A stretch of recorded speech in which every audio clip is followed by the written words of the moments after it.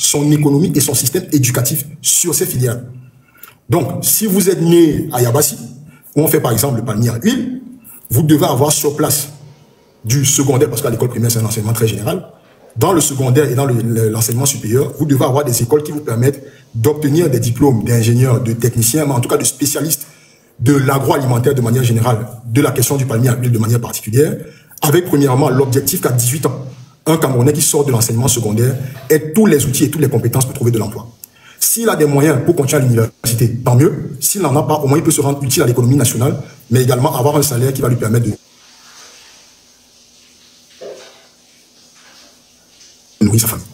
Donc, c'est que vous allez avoir des écoles très spécialisées, de plus en plus spécialisées, qui vont permettre que nos enfants ne partent pas de nos zones rurales toujours pour venir faire l'université à Douala ou à Yaoundé, avec les problèmes de vie dans le milieu urbain, d'exode rural, mais que dans chacun de nos départements, on ait tous les outils qui permettent de constituer des professionnels qui vont trouver de l'emploi là où ils ont été formés. Je pense que c'est la meilleure des solutions que nous pouvons mettre en œuvre pour s'assurer qu'on arrête d'avoir des fuites de cerveau, mais également qu'on ne déserte pas nos villages. Moi, je me suis rendu dans mon village il y a quelques semaines, ça faisait 5 ans que j'y étais parlé, et il n'y a pratiquement plus personne.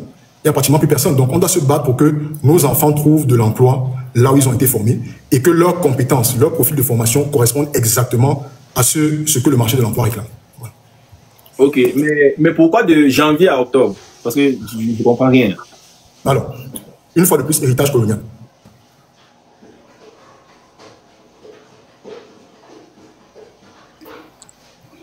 Le calendrier, moi j'ai un appel qui est un peu perturbé. Le calendrier scolaire est généralement aligné sur plusieurs objectifs. L'un des objectifs, c'est qu'il est aligné sur le profil économique que vous avez, mais également sur les périodes climatiques. Le but des vacances scolaires, c'est de permettre, pour le cas des enfants, de pouvoir exercer ou pratiquer les activités récréatives au moment où le temps est le plus favorable. Les vacances scolaires que nous avons actuellement au Cameroun et dans la plupart des pays africains correspondent à l'été en France. Parce que c'est la période à laquelle les administrateurs coloniaux devaient prendre congé de nous pour aller passer des vacances avec leur famille en Europe, particulièrement en France. C'est comme ça que notre calendrier scolaire a été construit. Ce que nous disons, c'est que les périodes de vacances scolaires doivent être des périodes d'apprentissage des métiers culturels, de développement des capacités sportives, de tourisme pour visiter notre pays et se rendre compte de notre richesse culturelle et touristique. Et dans ce sens-là, on doit avoir des vacances scolaires pendant la période où le climat est le plus favorable. C'est ce que tous les pays normalement devraient faire. Et donc dans ce sens-là, même si on me dira qu'il n'y a pas une totale harmonie des saisons sur le territoire camerounais, et je suis d'accord, on peut quand même se rendre compte que les périodes où nous avons les plus fortes pluviométries, c'est entre le mois d'avril-mai et le mois d'octobre, et les périodes où nous avons les pluviométries les plus faibles, ou alors le soleil le plus apparent, c'est du mois de novembre au mois de mars-avril. Et donc ce que nous disons, c'est que l'année scolaire doit être alignée sur cette logique-là. Nous avons une année scolaire qui commence à la mi-janvier, qui va se terminer à la fin septembre ou au début octobre. Et nous avons des grandes vacances en octobre, novembre, décembre, potentiellement une partie du mois de janvier, qui permettent donc que pendant les périodes où le climat est favorable, nos enfants puissent développer leurs capacités créatives, puissent pratiquer les activités qui leur permettent d'avoir des compétences autres que celles que l'école permet de développer de manière directe. C'est ça la logique qui a conduit notre programme. Je sais qu'on a beaucoup de réformes pour lesquelles justement les gens ne seront pas totalement d'accord, mais des espaces comme celui que vous m'offrez aujourd'hui me permettent de mieux le développer. La logique globale de notre programme, c'est de dire qu'il faut que l'Afrique redevienne elle-même. Et comment est-ce que nos ancêtres faisaient? C'est qu'ils observaient la nature. Ils observaient ce que la nature leur disait, parce que la nature est la meilleure école. Pour pouvoir construire l'avion, ce que les ingénieurs font, c'est qu'ils ont regardé les lois de l'aérodynamique et comment est-ce que l'oiseau se déplace. C'est ça qui leur a permis de penser les schémas de calcul qui ont permis de développer l'avion. Donc pour toute chose, on regarde la nature, qui est notre mère nourricière, qui va nous indiquer comment est-ce que nous devons fonctionner. Et l'un des principaux éléments de la nature, c'est le climat. C'est le climat qui dicte les habitudes des communautés, c'est le climat qui dicte les habitudes des sociétés. C'est donc le climat qui doit dicter les différents calendriers. Qu'il s'agisse des calendriers de production, on se construit en fonction de l'économie qu'on a. Et l'économie qu'on a édictée par le climat, la même chose pour le système éducatif, on doit avoir un calendrier qui correspond à nos réalités climatiques et qui permet, on parle d'un Cameroun qui est riche de potentialités, qui permet que pendant ces périodes-là, on puisse avoir un afflux de touristes. Et vous savez que l'activité touristique développe également des métiers. Moi, j'étais au Canada, pendant les grandes vacances, nous travaillons dans plusieurs commerces pour venir renforcer la main-d'œuvre qui permettait justement de supporter l'afflux de touristes qu'on avait dans les restaurants et autres, dans les festivals qui étaient organisés par les différentes villes. Donc, pour faire ça, vous devez pouvoir mettre à disposition tous ces jeunes-là qui doivent être disponibles pendant les périodes où le climat est favorable. C'est ça la logique qui a dicté cette réforme. Ok. Bonsoir, monsieur Pierre. Oui, bonsoir à tous. Bonsoir, monsieur Hiram. Avant que Pierre ne parle, je vais signaler que c'est peut-être la dernière question, parce que ça va faire 2 heures. Bon, moi, je reçois aussi des messages qui disent qu'on a bloqué les commentaires et ça ressemble à la censure. Donc, si quelqu'un a bloqué les commentaires, il faut les débloquer, qu'on n'ait pas l'impression que nous sommes en train d'empêcher certaines personnes de venir en vie. Ok. Donc, bonsoir à tous. Bonsoir, monsieur Hiram. Je vais parler sur 2 volets. Premier volet, je vais poser des questions. Deuxièmement, je vais faire des propositions. Premièrement, j'ai lu vos clés, vos 12 clés. Et ça c'est très intéressant, mais le point le plus culminant pour moi, c'est là où vous dites sortie immédiate du CFA, du franc CFA. Donc, j'ai juste pris ce point-là et je veux m'attarder sur le mot immédiat. Vous dites qu'on doit faire une sortie immédiate. Mais lorsque je fais une analyse de nos pères, des présidents qui ont été là avant nous et ceux qui sont même encore là aujourd'hui, je pense que c'est pas la volonté qui leur a manqué. Donc, je voudrais que vous essayiez de nous expliquer comment est-ce que vous pensez qu'on peut faire une sortie immédiate sans conséquence, surtout, de cette monnaie coloniale. Deuxièmement, ok, il y aura des conséquences. Bon, je vais vous expliquer simplement comment est-ce qu'on pourra sortir. Donc, je préfère parler et après vous allez répondre, s'il vous plaît. Deuxièmement, lorsque je vous écoute à plusieurs reprises, je trouve, c'est mon avis, je trouve que vous tenez un langage qui n'est pas, je ne veux pas dire qu'il n'est pas nouveau, mais ce que les gens disent souvent, c'est-à-dire vous parlez des milliards, vous parlez de ceci, mais moi je dis, la maman qui est au marché, de façon terre à terre, comme on dit au quartier, qu'est-ce qu'on fait pour un développement concret, quelque chose de factuel? Parce que quand on parle des milliards et tout ça, c'est bien, tout le monde le dit, mais nous, on ne comprend pas clairement ce qu'on va faire. Je prends un exemple simple. Au Burkina Faso, ils ont implémenté Faso Mebo. Développer le pays sans s'endetter. Développer le pays avec l'aide des citoyens. Et chacun peut contribuer comme il peut, de façon volontaire. Pour moi, ça serait une bonne chose. C'est pourquoi j'ai parlé également des propositions. Donc, maintenant, je vais prendre mon dernier point en ce qui concerne les questions. En 2018, nous avons beaucoup soutenu un candidat jeune. Et lors du contentieux électoral, nous attendions à ce qu'il prenne position de façon claire. Et moi, j'estime que ça n'a pas été le cas. Beaucoup estiment également que ça n'a pas été le cas. Et je crois qu'aujourd'hui, la ferveur populaire qu'il avait en 2018, il n'est là plus. Donc, ce que moi, je veux vous demander, au sortir des élections du 12 octobre, si vous n'êtes pas élu, est-ce que vous serez dans une position incertaine, comme ce candidat de 2018, ou est-ce que vous prendrez clairement position pour ou contre l'opposition, si l'opposition a gagné, selon vous, d'après les chiffres que vous avez, ou vous allez rester dans une neutralité qui ferait croire que vous êtes avec ceux qui nous dirigent aujourd'hui. Et en termes de propositions, comme j'ai dit, il y a parlé de Faso Mebo qui serait une proposition pour moi, qu'on peut bien implémenter. La deuxième proposition serait d'utiliser les Camerounais à la base. Nous sommes dans des pays étrangers, nous sommes très compétents dans ces pays, mais dans notre propre pays, on n'arrive pas à s'exprimer en termes de talent, en termes d'accomplissement. Ça veut dire qu'aujourd'hui, si j'ai la capacité de venir dans mon village, réaliser un projet qui peut aider le village ou recouper les jeunes afin qu'on réalise un projet, je pense qu'il devrait y avoir une ouverture dans ce sens. Que chacun puisse apporter du sien pour la contribution de notre pays. Et que pour les régions anglophones et autres, qu'il n'y ait plus d'ambiguïté, que la solution soit claire. C'est-à-dire le statut spécial et tout, on a parlé de tout ça, mais il n'y a rien de concret, on ne sait pas ce qui est à l'intérieur. Donc par conséquent, si vous prenez position, prenez une position claire pour tout le monde. Et en dernière chose, je voudrais dire, s'il vous plaît, après le 12 octobre, s'il arrive que vous n'êtes pas élu, je crois que vous faites un très bon candidat pour la suite. Donc, la position que vous prendrez donc après ces élections pourra soit entacher l'image qu'on commence à avoir de vous, soit glorifier encore plus cette image. Donc, je vous remercie et j'attends vos réponses. Merci. Ok, merci Pierre. Je vois beaucoup en commentaire. Nous autres, je pense que j'ai assez... Pierre, s'il vous plaît. Je ne vais pas revenir sur la proposition que j'ai faite là-dessus. Merci beaucoup Pierre pour les recommandations. Je pense qu'il y a plusieurs membres de mon équipe sur le live qui sauront en tenir compte.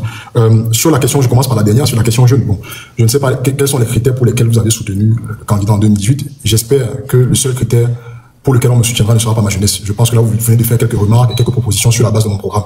Et donc, moi, je souhaite que les Camerounais m'accompagnent parce qu'ils ont lu ce que je propose au-delà du fait que je sois jeune. Le jeunisme n'est pas mon programme politique.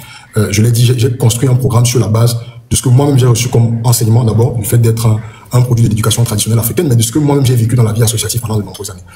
Donc voilà, très clairement, je n'aurai pas de double discours. Je l'ai dit dans une question précédente, moi j'ai la conviction, et je le dis même sans coalition, j'ai la conviction, je l'ai dit à 2 reprises déjà, que nous n'aurons pas plus de 4 candidats au 12 octobre, parce que je pense qu'il y a des jeux d'alliance qui vont se faire dès demain, et je pense qu'enfin, dans cette configuration-là, si nous avons 6 millions d'électeurs, et là c'est notre responsabilité à tous, ce n'est pas que celle des candidats, si nous avons 6 millions d'électeurs, celui qui sortira premier de cette élection-là sera un candidat de l'opposition, et je ne vais pas du tout hésiter à porter ma voix pour dire qu'il est vainqueur.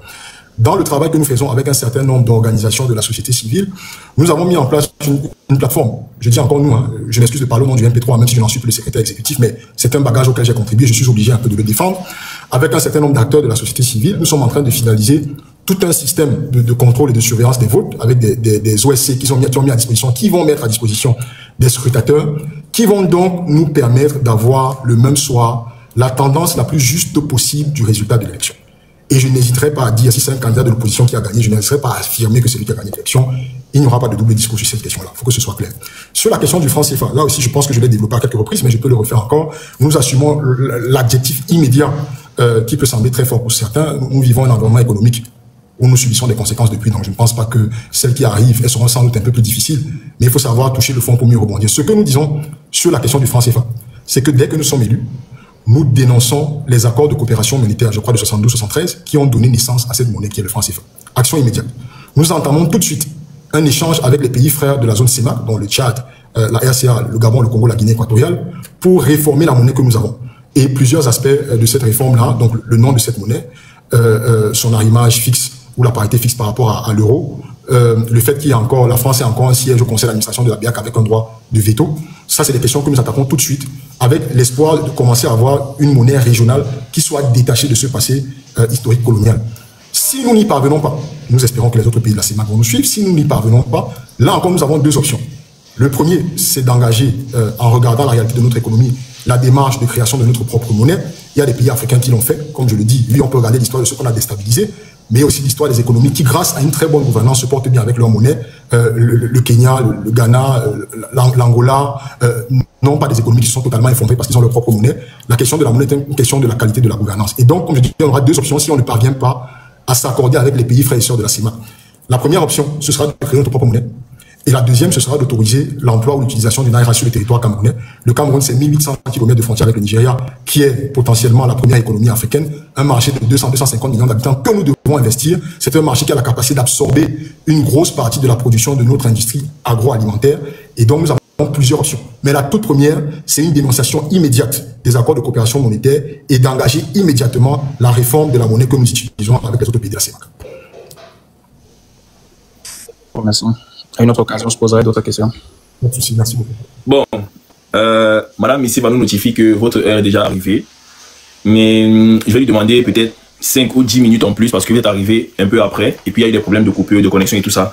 Donc j'aurai une double question vu qu'on a passé du temps. Et après, je ne sais pas si on va prendre une question encore en bas. Et puis on va vous remercier d'être passé sur notre panel.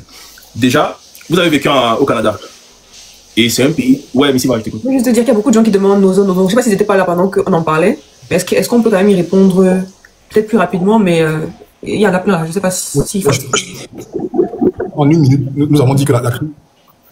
En une minute, nous avons rappelé que la crise dans les Nozo est la conséquence d'une absence de dialogue et d'une volonté pour une minorité de dirigeants de concentrer l'essentiel de la prise de décision et on dit il faut en sortir. Donc nous devons rapidement aller vers un État fédéral. Il y a deux solutions. Il y a la proposition intime du projet que je porte, qui est un État fédéral avec 5 grandes régions. Mais dans tous les cas, il va falloir initier dès le début des concertations qui vont permettre de bâtir une démarche de consultation, de prise en compte des avis de la population camerounaise dans le projet de constitution qui va être proposé à la conférence nationale souveraine que nous comptons tenir une année après notre élection, c'est-à-dire en octobre 2026. La solution au Nozo, c'est le dialogue, c'est l'écoute, c'est la concertation et c'est la suppression de cette attitude énergivore de quelques-uns à bouffer tout l'argent des Camerounais. Aussi simple que ça. So I don't know if I have to say it in English because it seems like there are a lot of our brothers and sisters from the Northwest and Southwest on this call, on this discussion.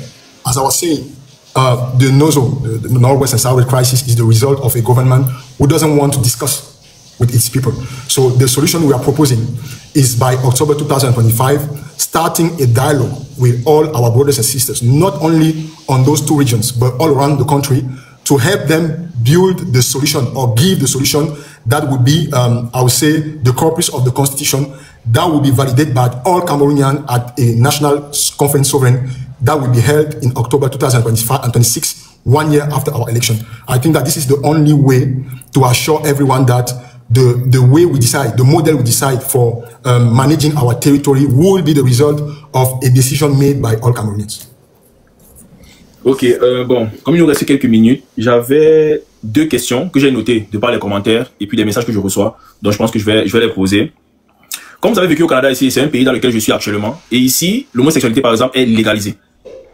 Est-ce que vous allez prendre la tête du Cameroun avec cette vision-là, étant donné que nous au Cameroun, on a notre culture, on a des façons de voir les choses. Est-ce que vous allez légaliser l'homosexualité au Cameroun ou bien vous allez garder notre appropriation culturelle? C'est la première question. Je crois que tu veux dire dépénaliser.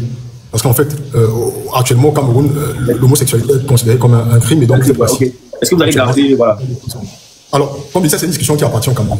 Moi, j'assume mon positionnement. Tu l'as dit, je suis un traditionnaliste africain qui est ancré dans nos ressources et dans nos valeurs et qui estime que on ne peut pas faire la promotion de l'homosexualité. Donc, je suis contre la promotion de cette pratique sexuelle, mais j'estime aussi que de l'autre côté, les gens ont le libre choix de la pratique sexuelle qui veulent être la leur. Si les Camerounais estiment qu'il est nécessaire d'ouvrir un débat sur cette question-là, nous allons l'ouvrir, nous allons écouter tous les alliés, nous allons prendre une décision.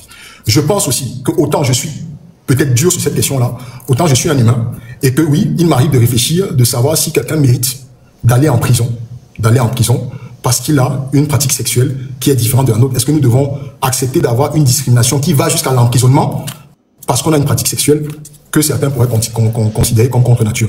Donc ce qui est sûr, c'est que je ne serai jamais, ça je peux le dire, je ne serai jamais en faveur du mariage homosexuel. Ça soit très clair. Maintenant, je suis ouvert à la discussion sur la question de la dépénalisation. Mais je pense que le président Biala dit, le président Macky Sall, sur ce point-là, je suis d'accord avec eux. Il ne faut pas qu'il y ait un agenda qui nous soit imposé par d'autres, avec la nécessité qu'on aille à leur vitesse sur des questions que nous n'estimons pas forcément prioritaires. Je ne crois pas que cette question-là soit la priorité des Camerounais aujourd'hui. Les Camerounais demandent à avoir de l'eau potable, à avoir de l'électricité, à pouvoir se mouvoir en toute sécurité sur leur territoire, à avoir une activité économique, à trouver un travail, à payer leur facture à la fin du mois. Donc voilà, il ne faut pas qu'on nous impose un agenda qui, de mon point de vue, n'est pas prioritaire. Ok. La prochaine question va sembler un peu idiote pour certains, mais moi, je trouve qu'elle est assez importante. Que pensez-vous du franc-anglais au Cameroun? Parce qu'on a deux langues, le français et l'anglais. Ce ne sont pas nos langues, je vais dire quoi, de base. Ce sont des langues qui ont été imposées. Mais de là est né le franc-anglais, et puis c'est une langue qui est propre aux Camerounais. Qu'est-ce que vous pensez de cette langue-là? J'ai discuté dans ma proposition justement d'intégrer dans le système éducatif l'apprentissage d'un certain nombre de langues nationales. J'ai discuté avec des linguistes qui m'ont dit qu'on pouvait faire autrement. Et notre programme, il est agile, hein, c'est-à-dire que nous sommes conscients que nous n'avons pas la science infuse, nous n'avons pas l'intelligence suprême. Et il faut continuer d'écouter ceux qui peuvent nous permettre d'enrichir nos propositions. Et donc les linguistes avec qui j'ai discuté sur cette question-là me disent qu'on a justement la capacité de créer une langue nationale à partir de nos héritages, c'est-à-dire des langues traditionnelles, nos langues maternelles, comme on a l'habitude de dire, mais aussi de l'héritage qu'on a du français et de l'anglais, même si on veut s'en départir totalement, ça fait partie de notre histoire. Donc je pense que le franc-anglais pourrait, et là je ne suis pas spécialiste de la chose, mais pourrait servir de base pour construire une langue nationale camerounaise. Il faudra peut-être offrir la plateforme aux linguistes pour faire ce travail-là. C'est une richesse que nous avons créée nous-mêmes. Elle est faite d'héritages de chez nous et des héritages d'ailleurs.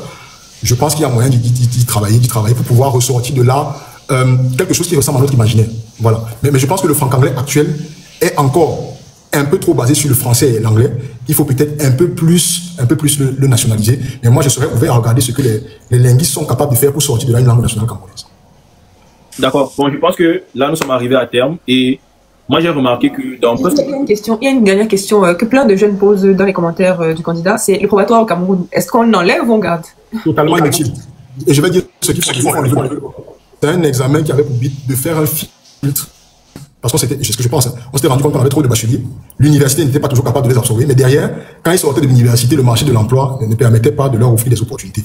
Il faut éliminer le probatoire. Il faut éliminer les sous-préfets, comme j'ai dit, et les gouverneurs. On ne peut pas avoir dans notre pays des dirigeants publics qui sont élus sous la coupe de personnes qui sont nommées. Donc le sous-préfet n'a plus d'existence dans le Cameroun que nous pensons. Le gouverneur, le maire a la totale, le plein pouvoir sur la gestion du développement local. Et le président de la région aura également le plein pouvoir dans l'administration de la région. On n'aura plus besoin de gouverneur. De même, le Sénat, pour moi, qui nous consomme pratiquement 20 milliards par année, n'a aucune utilité dans un État fédéral tel que nous le concevons, où l'Assemblée régionale, qui est le Conseil régional actuellement, fera son travail à l'échelle locale, et où le lien entre les territoires locaux et l'État central sera assuré par l'Assemblée nationale. Donc, sous-préfet, gouverneur, Sénat, probatoire, sont des choses à annuler, qui ne nous servent absolument à rien, qui nous bouffent de l'argent et de l'énergie inutilement.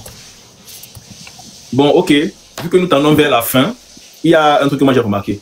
Sur les passages de plusieurs candidats, que ce soit opposants ou quoi que ce soit, nous remarquons qu'on ne pense pas assez à ceux qui meurent pour la patrie, ceux qui sont dans l'armée. Je pense que, non, bon, ça c'est ma pensée, ça c'est personnel. Je sais que, voilà, j'ai pas ce pouvoir-là. Mais on devait accorder un peu plus de respect à ces personnes-là. Je sais pas, peut-être financer, peut-être les veillées ou bien les deuils de ceux qui meurent pour la patrie. On sait qu'il y a beaucoup Haram de l'autre côté qui fait rage. Donc, est-ce que c'est quelque chose que vous comptez prendre en compte? Vraiment. Ça se fait déjà. Je crois que le problème de la considération de nos forces de défense et de sécurité ne se situe pas là. Les militaires sont aux ordres, donc ils exécutent les ordres du pouvoir exécutif. Et malheureusement, le pouvoir exécutif a beaucoup trop utilisé autant les forces de maintien de l'ordre, c'est-à-dire la police, la gendarmerie, que les forces de défense et de sécurité, c'est-à-dire l'armée, pour avoir un pouvoir de répression sur ceux qui ne pensent pas comme l'ordre régnant. Et ça fait que finalement, dans l'imagerie populaire, même si on a tous des militaires dans nos familles, dans l'imagerie populaire, il y a eu un détachement, une fracture entre les civils et les militaires. Et pour moi, c'est cette relation-là qu'il faut reconstruire. Il faut bâtir une armée de proximité qui sera aux côtés des citoyens pour les protéger, qui aura les leviers pour des fois ne pas suivre totalement l'exécutif quand on va dans le sens de la dérive. Et ce lien qui va se créer va ramener une sorte d'affection naturelle qui va assurer un meilleur lien entre les forces de défense et les populations. Je voudrais rappeler que c'est l'un des corps qui reçoit toujours son salaire à l'heure, H. C'est l'un des corps pour lesquels, comme vous dites, et ça c'est naturel, c'est parce qu'ils sont pris en charge, par la dépense de l'État, qui justement les deuils, il y a même des assurances qui permettent de couvrir, c'est très bas, mais qui permettent de couvrir les dépenses de la famille et des familles qu'ils laissent bien après leur décès. Aux États-Unis, par exemple, quand vous rencontrez un militaire, quand vous le reconnaissez par cette tenue, la première chose que vous lui dites, c'est thank you for the service, parce que vous reconnaissez l'apport qu'il apporte à la protection de votre territoire. Et donc oui, il y a une considération à reconstruire, mais je pense qu'on ne peut pas la reconstruire avec un ordre politique qui utilise ces militaires-là pour brimer, pour intimider, pour faire preuve de violence envers les populations. Excusez-moi. Bon, ok. C'est vrai qu'on a plus assez de temps, mais il y a encore quelques questions. Bon, je ne sais pas si peut-être prochainement, dans d'autres passages, peut-être sur des chaînes de télé, vous aurez à répondre à ces questions-là. Et je peux rajouter rapidement, je peux rajouter rapidement au-delà des militaires, parce que tu as parlé des militaires qui ne sont pas considérés, les héros de la nation de manière générale, les militaires en font partie, ne sont pas considérés au Cameroun. Pas du tout. Et je pense, c'est l'une des réflexions que nous avons faites. Nous devons avoir une semaine nationale de commémoration des héros des patriotes camerounais. Ceux qui se sont battus pour notre libération, pour notre indépendance, mais aussi tous ceux-là qui, dans notre histoire contemporaine, font oublier le Cameroun à l'étranger sur le territoire. Donc, là-dedans, il y a les artistes, il y a les sportifs, il y a les intellectuels, les ingénieurs, les juristes et autres, mais il y a également les militaires. Il y a également les militaires qui sacrifient leur vie pour la protection de notre territoire. Donc, il faut qu'on ait un Cameroun de manière globale qui recommence à célébrer ceux qui apportent de la valeur à notre pays. Et c'est l'une des propositions que nous avons d'instituer cette semaine de commémoration des héros des patriotes. En plus de la construction d'un musée des étoiles qui doit être construit à Yaoundé, qui justement permettra à nos enfants, et c'est pour ça que c'est important qu'on ait des vacances pendant les périodes ensoleillées, pour que nos enfants puissent parcourir et visiter tous ces espaces-là de célébration de l'excellence camerounaise. On propose la création d'un musée des étoiles, un Hall of Fame, pour les amoureux du sport, qui permettra que dans un espace, vous pouvez venir voir, rencontrer, découvrir l'histoire, la vie, le parcours de ceux qui ont marqué notre pays. Voilà. Ok, bon, je pense que là, le live touche à sa fin. Il y a beaucoup de personnes qui ont des questions. Vous n'avez pas pu les poser aujourd'hui, mais je pense que vous aurez l'occasion de les poser beaucoup plus tard. On ne peut pas faire un live de 3 jours successifs parce que si on doit parler avec tout le monde, c'est au moins une semaine. Donc, on avait prévu 2 heures de live. Là, nous avons fait 2h30 de live. On a quand même excédé de 30 minutes. La norme a été coupée, double nationalité. J'ai déjà dit que je suis en faveur que ce sera adopté de manière immédiate. Parce que j'ai vu ça dans les commentaires. Voilà. Donc, on a ajouté 30 minutes pour vous faire plaisir, mais là, on ne peut pas en faire plus. Donc, si Missy va avoir quelque chose à rajouter, elle rajoute ensuite. On va dire merci à M. Hiram. Moi, j'ai pas grand chose à dire. Je vais juste conclure pour ma part. Je pense, et je le dis très souvent, quand j'ai commencé à parler des réseaux sociaux de politique, il y avait très peu de jeunes qui le faisaient. Je pense qu'aujourd'hui encore, on n'est pas très nombreux. Ce soir, on était 20 000 personnes connectées pour parler de politique. Ce sont des jeunes en majorité. Donc, je pense que c'est une réelle fierté pour moi d'avoir pu faire cette émission-là, d'avoir pu donner aux Camerounais cette audience-là, d'avoir pu entendre des Camerounais, des jeunes et des moins jeunes venir s'exprimer sur des questions qui finalement nous concernent. Donc, ça, c'est très bien. Par ailleurs, j'aimerais dire aussi, si on me permet, que pour moi, le problème du Cameroun n'est pas d'avoir des personnes qui ont les plus grandes intelligences, les plus grands projets, les plus grandes aspirations. Oui, il faut avoir un projet, mais je pense que le problème réel de nos dirigeants, c'est souvent le manque d'amour et le manque d'envie de faire. Parce que tout ce qu'on dit, tel viendra vous dire qu'il va faire la fusée, l'autre va dire qu'il va faire les rails, les chemins de fer, etc. Mais s'il n'a pas l'envie de le faire, il ne le fera jamais.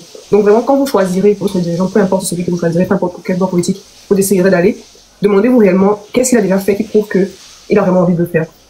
Et j'ai envie de dire, j'espère encore que tout le monde a sa carte d'électeur ici, que les 1000 personnes qui sont là ont leur carte d'électeur. C'est pas le cas, je suis désolée pour vous, mais vous avez raté un cap, vous n'avez pas participé à ce qui va se passer en 2025. Mais en tout cas, vous pouvez encore mobiliser, vous pouvez soutenir des candidats, vous pouvez relire leur programme, parler d'eux autour de vous.